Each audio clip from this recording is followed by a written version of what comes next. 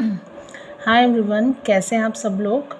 I hope आप सब अच्छे होंगे और अच्छे से स्टडीज़ कर रहे होंगे एज एग्ज़ाम्स आने वाले हैं। आज का जो हमारा वीडियो है उसका टॉपिक है perimeter and area of class 6। Chapter number 6 page 132 figure it out. Question number 1 to 4 हम एक्सप्लेन कर चुके हैं पिछली वीडियोज़ में। नाउ इस वीडियो में हम क्वेश्चन नंबर 5 and 6 एक्सप्लेन करने वाले हैं।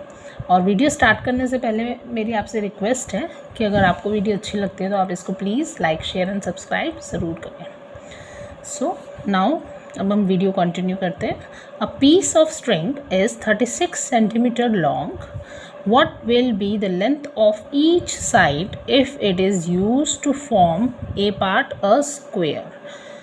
इसमें हमें बताया गया कि एक स्ट्रिंग है हमारे पास, पीस ऑफ स्ट्रिंग जो कि 36 सेंटीमीटर लॉन्ग है। अब उस स्ट्रिंग से अगर हम एक स्क्वायर बनाते हैं तो स्क्वायर की ईच साइड क्या होगी। तो इसमें यहाँ पे देखने वाली बात यह है कि जो स्ट्रिंग है हमारे पास वो 36 सेंटीमीटर्स की है। अब इसी स्ट्रिंग को फोल्ड करके मैं एक स्क्वायर बना लेती हूँ, तो दैट मीन्स ये जो 36 सेंटीमीटर है ये ही इस स्क्वायर का जो है वो पेरीमीटर भी होगा। क्योंकि हमने यही स्ट्रिंग यूज़ किया है और पेरीमीटर क्या होता है, बाउंड्री होती है। तो length of piece of a string is 36 centimetre, तो it is the perimeter of a square obviously, क्योंकि हमने इसी को ही फोल्ड करके बिना इसको ना हमने इसको शॉर्ट किया है ना इसमें हमने एडिशन किया है, और इसी को स्ट्रिंग को फोल्ड करके हमने एक स्क्वायर फॉर्म किया है। जो इस स्ट्रिंग की लेंथ है वही इस स्क्वायर का पेरीमीटर भी होगा। पेरीमीटर ऑफ अ स्क्वायर का फॉर्मूला क्या होता है, 4 इंटू साइड। तो पेरीमीटर ऑफ अ स्क्वायर हमारे पास 36 सेंटीमीटर्स का है, इक्वल टू 4 इंटू साइड। तो हमें यहाँ पे साइड फाइंड आउट करनी है। 4 को हम यहाँ पे ट्रांसपोर्ट कर देंगे, तो यहाँ पे 4 मल्टीप्लिकेशन में जैसे ही ट्रांसपोर्ट होगा तो डिवाइड में हो जाएगा। 36 divided by 4 equals to side हो जाएगा। तो अगर हम इसको कट ऑन करते हैं, डिवाइड करेंगे तो we will get 9 centimetres is equals to side. अब इसी तरह से a triangle will all sides of equal length.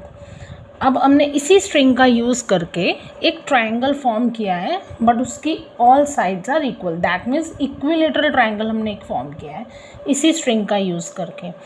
Same यही हमारा इसमें भी रहेगा कि स्ट्रिंग की जो लेंथ है वही हमारे ट्राइंगल का पेरीमीटर हम लेंगे। Length of all sides of a triangle with equal sides, triangle with equal sides है यानी कि इक्विलेटरल ट्राइंगल है, तो उसके जो ऑल साइड्स का लेंथ होगा वो perimeter of a equilateral triangle के बराबर होगा। Perimeter of triangle is equals to 3 into side. यहाँ पर हमने 3 इंटू साइड क्यों लिया है, क्योंकि ट्राइंगल की ऑल साइड्स इक्वल है, 3 की 3 साइड्स इक्वल है, इसीलिए हमने यहाँ पे 3 मल्टीप्लाई बाय साइड लिया है। पेरीमीटर हमारा वही रहेगा 36, क्योंकि हमने स्ट्रिंग वही यूज़ किया है, और 3 को हम 36 से डिवाइड करेंगे तो हमें साइड हम फाइंड आउट ईजिली कर सकते हैं।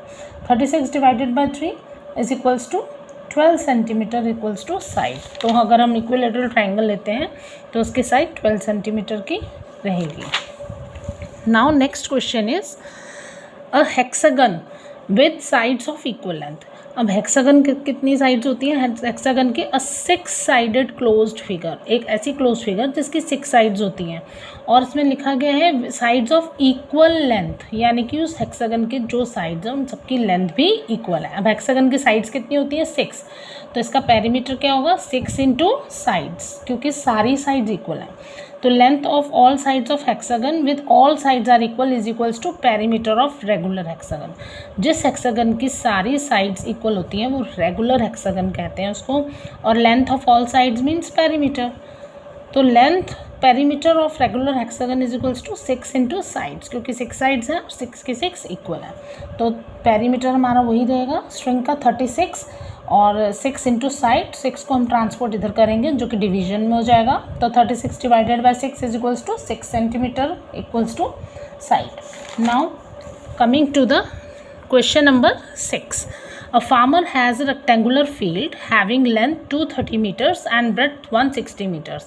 He wants to fence it with 3 rounds of rope as shown. What is the total length of rope needed? अब इस क्वेश्चन में देखिए कि हमें एक फार्मर का फील्ड की शेप क्या है, वो एक रेक्टेंगुलर फील्ड है, रेक्टेंगल फील्ड है।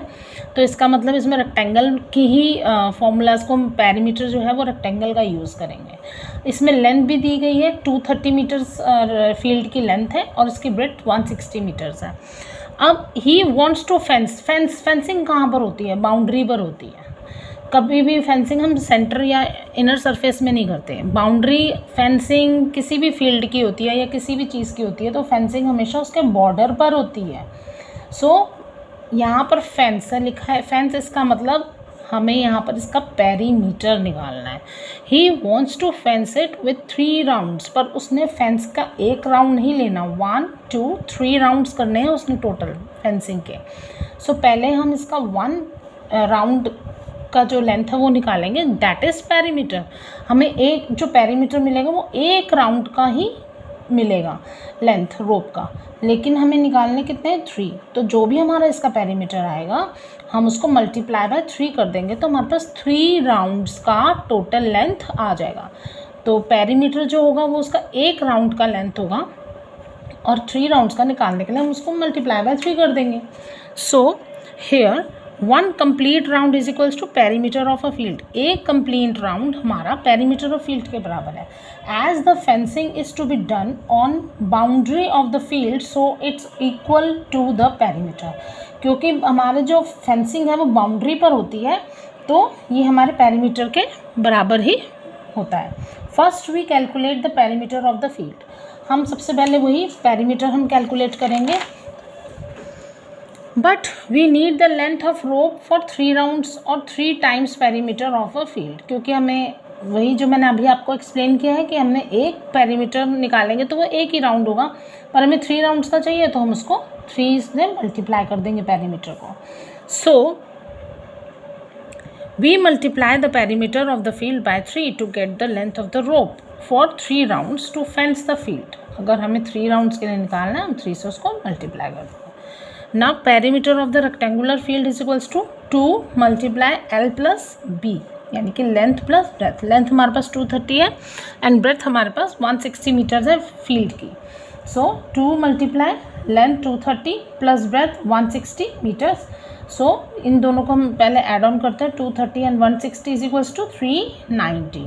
तो 2 multiply by 390 metres is equals to 780 metres length of rope for 1 round. ये जो हमारा पेरीमीटर आया फील्ड का, ये फील्ड का पेरीमीटर जो है वो बेसिकली हमारा 1 राउंड का रोप लेंथ है।